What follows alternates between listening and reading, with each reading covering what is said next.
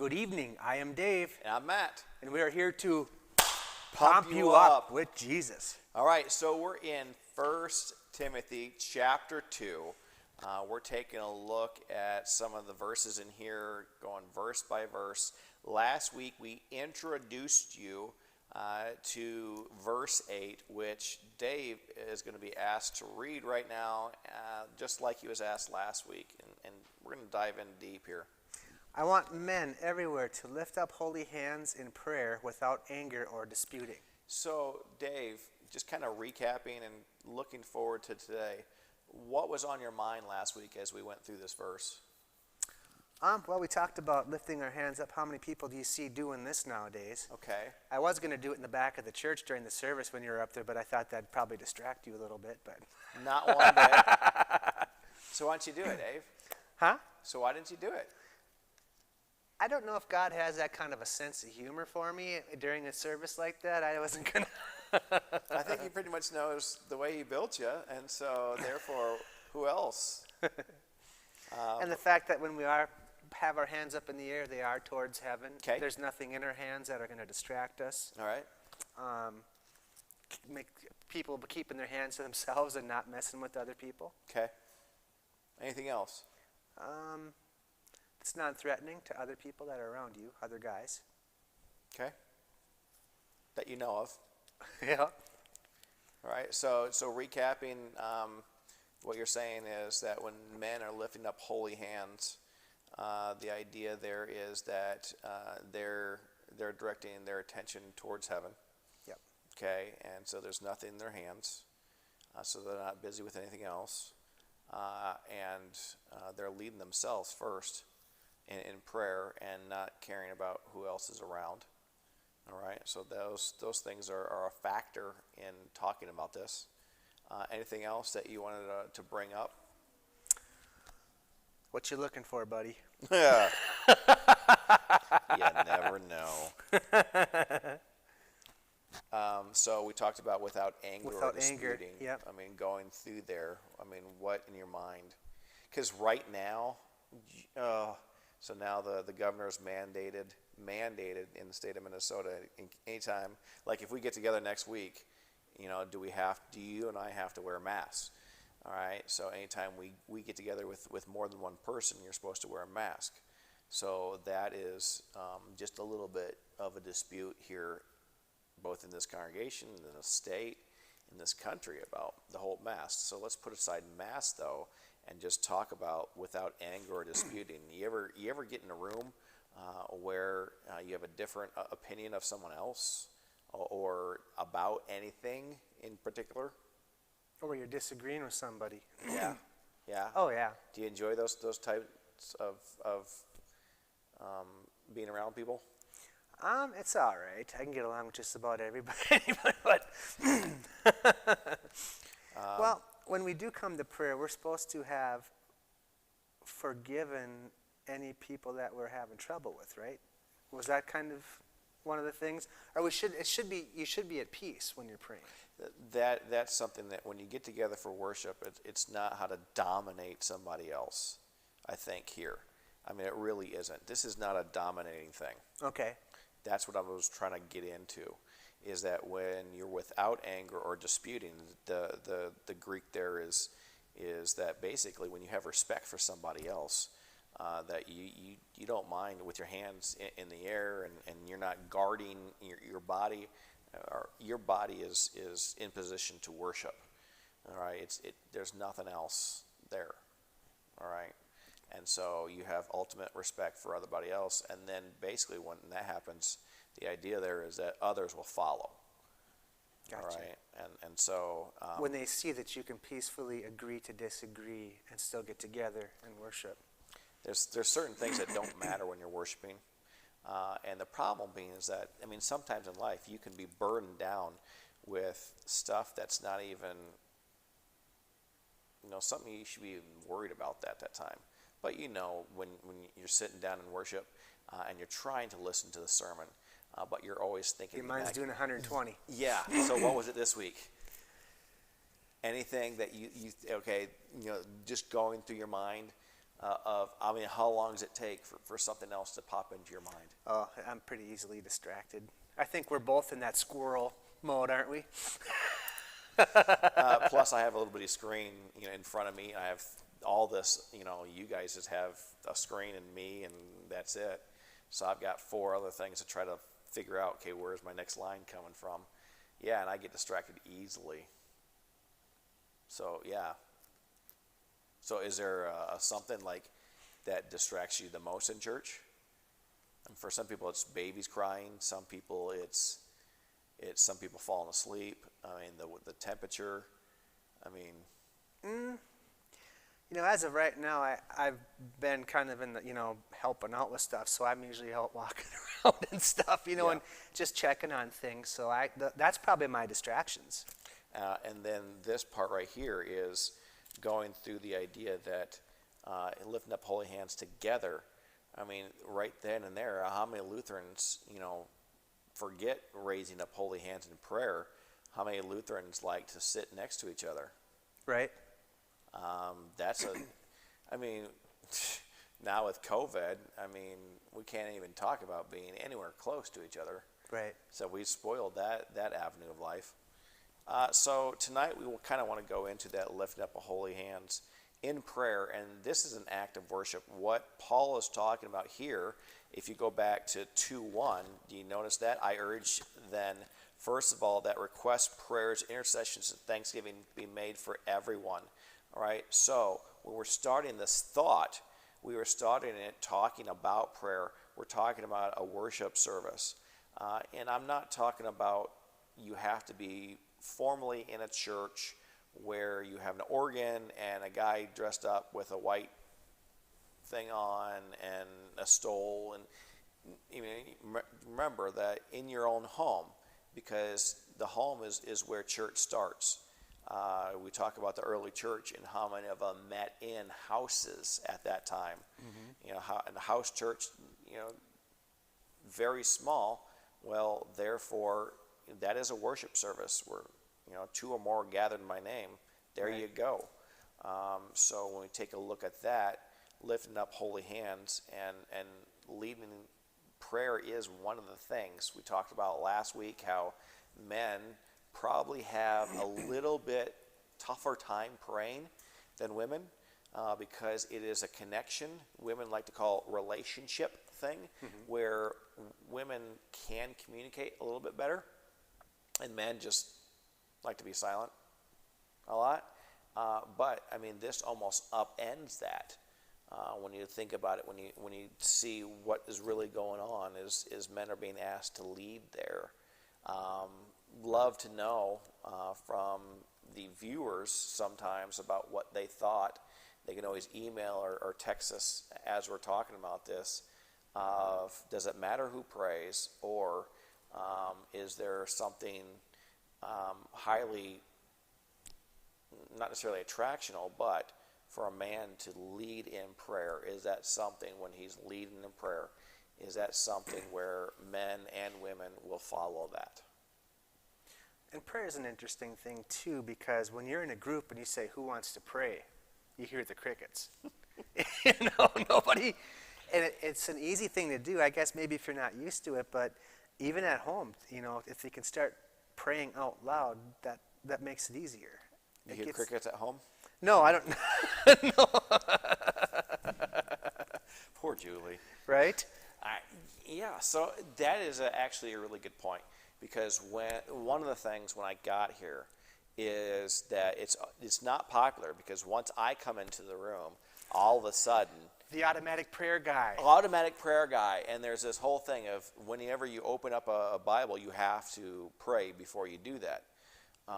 But once I got here, coming into the room, one of the changes I tried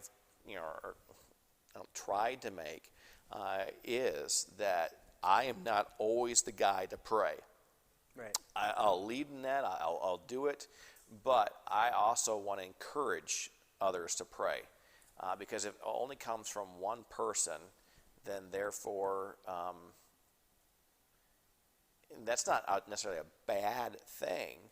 But if you noticed, if we ask anybody else to pray in the church, like you said, everyone looks down at their feet. So if I ask someone to pray in the church and no one else wants, how much prayer is being done at home? I mean, that's not necessarily biblical for one person. I mean, this is fine for one person to lead it in this context, but you also have to remember what you lead is what you get. And so at home, if I'm asking the elders to pray, and we're not praying at church, then I'm just wondering, is that being done at home? Right. So you look at some of these young guys nowadays, and I think it's a lot worse than it was even 10 years ago. I mean, forget about prayer whatsoever. I don't think some of these young men that I've talked to have ever prayed. If you're not brought up with it, how do you learn? Exactly. I mean, quite literally, how do you teach a young man that they need to be mentored? I mean, that's a separate 20-minute discussion right there, which we can get into here later if you want to get into this. But I thought we'd get into a couple passages here, and Dave's going to be very cautious about where he goes because we've been reading the Bible a little bit, and the Bible we're not doing that other one. Yeah, the Bible is very explicit. Just ask Mark sometime about rules for worship and where that can go, according to the Bible and some translations that you can get into. But yeah, from Exodus chapter 23, laws of justice and mercy, followed by the Sabbath laws, and then the 3 annual festivals.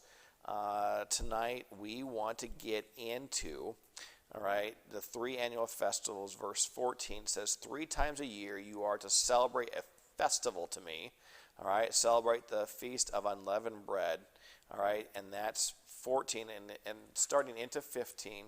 But in verse 17, it's more specific as far as what's happening here. Dave, what do you think? Well, you want me to read 17? Sure. Cool. 3 times a year, all the men are to appear before the sovereign Lord. Okay, interesting. This is not men as in like everyone. This is not a generalization of mankind. Well, all of Israel is the coming one. No, this is all of whom? Yeah. All the males. All right, let's boil it down. All the males are to come before the Lord. Boom. I mean, right there. So this is not the only instance, but we see that the males were to appear before the Lord. All right, we also have in the Old Testament a scripture verse talking about the males that were the head of that section when they were going around in the desert. They were to appear before the tent, all right, to basically take account, their accountability thing of you are to lead. So there's another one, Judges chapter 4, and we really need to get into this as soon as possible because this one can. Wow, this is another one we could take all night long. I'm sure you're more than capable and willing to do that tonight. Judges chapter 4, and what we're talking about is in the time of Judges, there was peaks and valleys. I mean, huge peaks and valleys. And Judges is all about the people of Israel turning away from the Lord and talking about dark times, and then the Lord raising up people in order that he could rescue them. All right, so when we take a look at this, before we get into this, sure. Though, now God wanted to be the ruler over the people, and it was just the people, he was the ruler. But they weren't happy with that, so is that when they brought in the judges? No. Or that's the kings, isn't it? Yeah, that's the kings. Okay, so what happens a little bit after this is you have the people looking around at the other people groups and nations, and they have their own king, and they say, we want to be just like them. At that time, like Samuel, you know, they had someone where God would speak through a person. Kind of like in the same way when you talk about Jonah, all right? Jonah, he was supposed to speak for God to a people. And so that's the same thing we're talking about, you know, in between the monarch. You start with the monarchs, but the pre-monarch era is God speaking with the people, and quite literally that person would go around the prophet stage, and he would... That was God's mouthpiece. Yeah, there you go. I like that a lot. The mouthpiece where God would just say, and still when you have the monarchs, you know, King David, when he got into that mess, I believe it was Nathan came and Told him what's up. I was just about to say, how would you like to be that person? Respectfully. Okay, go and tell the king he totally messed up, all right, and that he's going to die. It's like, you know, see how long you last. But that's exactly what would happen. Is you have these weird little pocket stories of God speaking through these people, even, you know, post kings. You get some people speaking in that era, but people speaking all over the place, where they would say they went to the spokesman of the Lord, and they spoke to them. What do you think I should do? And there was also false spokesmen. But interesting enough is you didn't have this, you know, internet thing where someone calls in and says, Fact checker. I know. It's like, what am I supposed to do? All right, so here we have, this is important. This is a low point in Israel. This is a low point, all right? When we first see what's happening in verse 4, this is a low point in the country in which people are not doing right, all right? They've been invaded, all right? So things aren't good. So at this point, they're not worshiping God like they should. I mean, they're about to go up a little bit. They're about to get saved from what's going on. But the whole thing there is the whole society is out of balance. Gotcha. All right, so verse 4, just verse 4. Deborah, a prophetess, the wife Ladipida, That's why you're reading. was leading Israel at that time. Okay, so Ladipida. Stop there, and just a couple things. Number one, people make a big deal about being a prophetess. Prophetess mainly means just to speak the truth. That's it. You don't necessarily have to have a office. You know, it's not part of Congress. All right. So what we're talking about here is when Jesus was being beaten by the Roman soldiers, they put the crown of thorns, and they were mocking him, and he couldn't really see. They put stuff over his eyes, and they beat him, and they say, prophesy to us, who hit you? Which basically means to tell the truth. Prophet is just that. It's just God saying something to you, and you just... So it's not something that's a true office of what we call the office. All right? So, I mean, anybody can do it. Even, God says, even kids can do it. All right? So older people can do it. So, you look at some of the ones when they were growing up to 900 years old. God was still speaking with some of them. All right? Hello. All right? So, now I would really like to know, we do not know who her husband is. I think that's a key here of how she was doing some of this. It could have been. We just don't know. All right? But she was leading Israel at the time. Now, remember, this is not a good time. All right, people have lost their way. So a woman is leading Israel right now. That's fine. Let's just talk about that. Let's look at 5 to 7, if you would. Okay. She held court under the palm of Deborah between Ramah and Bethel, in the country of Ephraim, and the Israelites came to her to have their disputes decided. She sent for Barak, son of Abinoam, from Kadesh and Naphtali, and said to him, the Lord, the God of Israel, commands you, go take with you 10,000 men from Naphtali and Zebulun, and lead to the way and lead the way to Mount Tabor. Do you want me to do 7 too? Please. I will lure Sisera, the commander of Jabin's army, with his chariots and his troops to the Kishon River and give him into your hands. All right, so here we see something important as God is speaking to this man Barak, all right, through this woman, all right, saying, not necessarily I want you to, commanding you to go against these invaders, the ones that are oppressing you. Commands, not just I hope you do this. Commands. This is important. So she's saying God is telling me to tell you, go and lead these troops. So you look at verse 8, Barak said to her, if you go with me, I will go, but if you don't go with me, I won't go. All right, very well, Deborah said.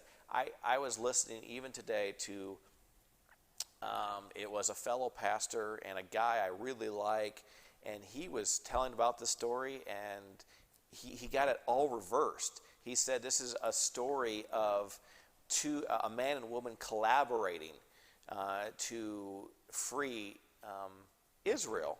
But when I look at verse 9, very well, Deborah said, I will go with you, but because of the way you are going about this, the honor will not be yours, for the Lord will hand Sisera over to a woman. That's not very positive for man. All right? And so the whole point of this story is God tells someone to do something. He basically chickens out of it. So God commanded Barak to do this. Grab the men, go fight the people. And Barak says to Deborah, I'm not going unless you come with me. Yeah, he's going to put a woman in the middle of battle so that she could be killed. I mean, this does not go well for Barak. All right, to bring a woman into battle. And Deborah said, if I do go the way you're doing this, you're not going to get any credit for this at all. I'm going to give the glory of this battle to somebody else, because you can't do what God tells you to do. That's not very positive. This whole story, I've heard it time and time again. For guys, this is not very comforting here. This says, hey, ladies, if the guy chickens out, you're going to have to do the job. That's not very positive. Do you see that going on today? Do you have to dig a hole for me? I mean, and that's the whole point today, is if men don't want to do it, women will do it, and men will seek farther and farther into a hole. The problem is, how do you do that? How do you go? I mean, we talked about this last week. How do you open up a door for a woman? All right, the woman says, I can do that myself. I'm more than capable. I'm a free woman. And the idea there is that we try to teach these young men to open up the door and look at the floor, not because you want to disrespect her. It's out of respect that you do that. Well, even when I don't look at her, it's that I'm not doing it because she's not the object of right. It's just that this is why I've been trained. This is what I do. And not that you can't, it's just that I am doing it out of respect for somebody else. All right, I'm trying to teach my son to do it. It's a way of serving at a young age. And yeah, that's and it goes along with the story is I don't have to. It probably won't change the mind of somebody else, but at the same time I do it just because that is one way, it's not washing feet, but it's along that lines. And you're brought up that way. There's a reason why I did it. I mean, I can remember going back, I can't necessarily say why or how, but I go back to 4th grade, and this was instilled in my brain at that time. I saw some things that were going on, so I better tell the person that who I learned it from, hey, I'm going to go on camera and tell everyone that I learned it from you before I, really announce it. But that was the truth, is I saw something at an early age, and I said, hey, I want to start doing this. And I can remember from that time, it was a Sunday morning, from that time, I just started doing it. Not probably all the time, but a lot of the time. Did she end up going out with you? I'm just kidding. Fourth grade. That was a joke. Oh my goodness, yeah, yeah. No, but when I met my wife, she was not used to it at all, and so therefore it was one of those things where she had to get used to me opening up the door for her, to go on the car ride, and she couldn't figure it out. I'm a independent woman. Gotcha. Here's the door. It has nothing to do with independence. Mark, was that a trouble for you? Dave, was that a trouble for you? I think I was a gentleman the first month or so. No, I'm kidding. I'm joking. It didn't take very long for it to... Get it yourself. But yeah, that's just one of those things.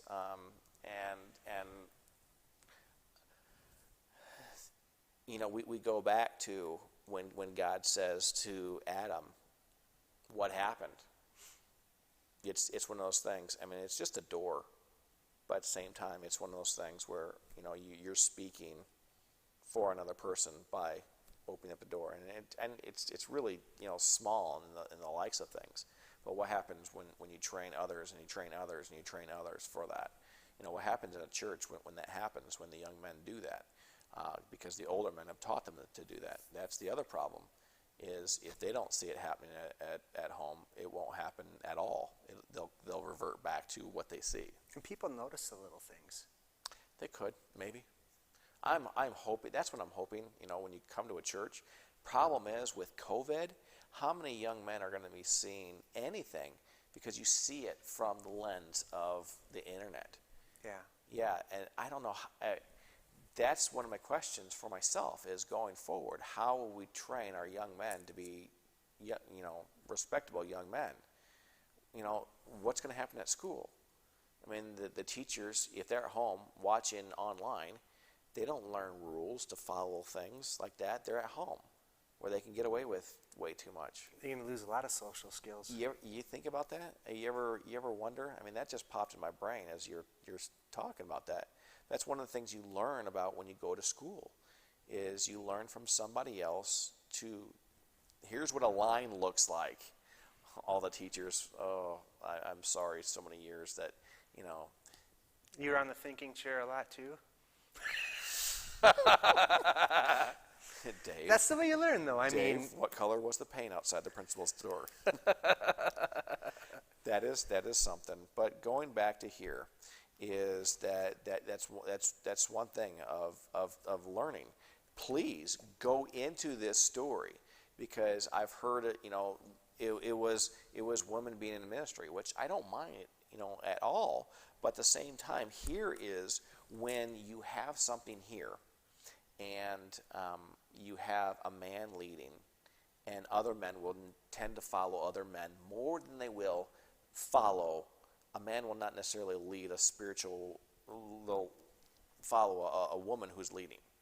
Tend to not do that. All right? And so that's one of the things that men learn from other men the best. I mean, that's just one of the things. Look at the incarceration rate and how many men inside prisons and jails did not have positive role models that were males. I think quite a few if you go and look at Oh the yeah. statistics. Yeah. I want to say over 75%. I'm pretty sure that might be, we might talk about 80, 90%. That's huge, because you don't pass along good values and stuff like that when that's not the case. Well, if you're on your own, there's all sorts of things you can get into. Yeah. So really couldn't believe that they were quoting this as far as, I'm all about not necessarily egalitarian, but more along the lines of complementarianism. Are you going to stop using big words yet or not? Should I break down the syllables for you? No, I'm just kidding. So I mean, and we don't have much time left, but this is a real battle, and you can look it up online, and there's all these Google things, and so when we talk about egalitarian versus that other word I used, all right? So egalitarian versus complementarianism. The two things. Let me break that to Equal. All right. Okay. Equal. compared to somebody making somebody looking good, complimentary? Not to compliment. Okay, so egalitarian is this idea that everyone is just equal. There's no male or female. They overquote that Bible verse. Okay. All right. Last thing I knew, our bathrooms are male and female. Right. So anyone who wants to quote me that, I say, well, then why do we have two sets of bathrooms? Right. We should just have one. Which, think about it. I mean, people aren't coming to church now. All right, that's going to be really weird if that happens. But on the other way of thinking is this complementarianism, is that a man is unique and a woman is unique, and together they can do more than just alone. That's complementarianism, yeah. A complement to the, whereas a woman coming alongside a man coming alongside a woman, where a man kind of leads but is not like pulling her along, and a woman doesn't feel like she's being forced, where they kind of go together and they can do greater ministry together. Right. That's the whole thing, where this is like, oh, we'll just all get along. Makes it better together. So yeah, the other way is that men lead and women are just somewhere down here, and that doesn't work at all. So yeah, so those two things are important, because churches will talk about other things, and they'll go off on super tangents.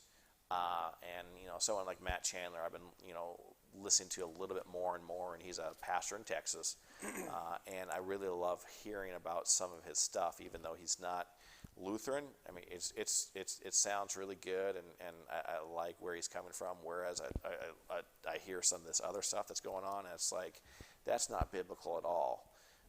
Whereas they're still male and female, all right, and it's still uniquely created. We don't want to get away from uniquely created. Gotcha. Okay. Any other ideas or something going on from here? Any questions? I think Mark has any questions.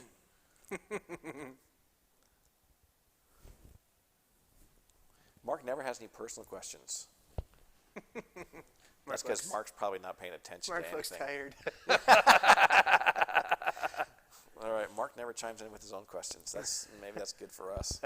All right, anything that's going on here that you're thinking of? Offhand, no. Because I'm really thinking, okay, if we dived into this, that basically what happens is Sisera, he gets defeated by Barak, and he pursues him. And so the other general goes into this tent. He is going to try to hide, so this gal puts him into a carpet, basically, and then takes a tent peg and puts it to his brain. All right? Yeah, he kind of died there. Not very... kind of, okay. Not really a true leadership thing. Hey, guys, let's try this out and see if this works at home. No, this is totally opposite of that. But, yeah, so God... I can't remember. I don't even know if she was an Israelite. But, yeah, so it's not something that went well for Barak. He didn't meet and conquer his adversary on the battlefield, like happened during so many times during Joshua's time. When God called people up, they went and did what they were told, and they defeated the people. Now, it doesn't mean that someone like Gideon didn't question what God was trying to do. It didn't mean that. It didn't mean that God's people, okay, God, what are you trying to do? Even right now, churches are saying, okay, God, what are you really trying to do in the world? You're not allowing anyone to, so is this God saying, you know what, this country is getting way too far off in Neverland. And they need to, quite literally, our economy was pretty decent before this. Does this mean God's trying to bring us to a point where we get on our knees and we lift up our hands and saying, okay, we need you, God, rather than just going along our business and not caring what God thinks? Well, I think a lot of times when you get into situations like this or anything, instead of saying, God, get me out of this, you should be saying, God, what am I going to get out of this? What am I going to learn from this? Because he's got a plan. So what do you want from me in the future that I'm going through Yeah. right now to learn. Yeah. Yeah, I like that idea. And you're probably not going to see it for a long time, or maybe you'll see it next week, but there is a purpose for everything. He's got a plan. Well, I got to cut you off there because that's the sermon text for this week. So unless you want to give me something for this Sunday. But yeah. I know, and it's just like the Israelites too. If you read through the Old Testament, they went on their ups and downs when they were, their backs up against the wall. They called on God to get them out of it, and He would. And He'd go on for years, and they would prosper, and all of a sudden they don't need God anymore, and it's just. So, do you think Christians pray only when they think they need something? I think sometimes they do. I'm not being judgmental, but we forget to thank God for the things that He has given us. Okay. So where's this congregation at right now? As far as? Praying for what they need versus what they want versus just get me out of here. Sometimes we don't know what we need. Okay. And that's another prayer. All right. Give us guidance, show us what we need to do. All right. So speaking of prayer, I think we're going to wrap up here, and then we'll get on for other things. But the one prayer we want to do is we got a phone call that Virginia Ansorgi was on hospice, and so we want to remember that family today, that she just celebrated her 101st birthday, and so things don't look too good right now. So let's remember her in prayer. You want me to take it? Sure. Lord God, Heavenly Father, we thank you for 101 years for Virginia. We thank you for her ministry here, even as, Lord God, you have called her husband home many years before. But we also understand that you have her in the palm of your hands. We ask you to be with her family, Lord, as, Lord God, she is secure in your word. She is secure in the thought that you save. And so as she looks for what you have for her in the future, she understands that her future, her eternity, is found in you. In your Son's name we pray. Amen. You folded your hands. One last thing I'd like to say, too, is to give a shout-out to the elders, the staff, the sound dude. Had some nice positive comments from people in the parking lot thanking everyone for all they do here, putting the services on for them. That's good to know. This weekend, last week. So yeah, 20 minutes. Some of the leadership will be meeting about where to go. We need direction. We need it now. In a secret, undisclosed location. Yeah. It's very Lutheranized, I can tell you that. Right on. All right. So anything else, Mark, you have for us? One of these nights we'll get something out of him.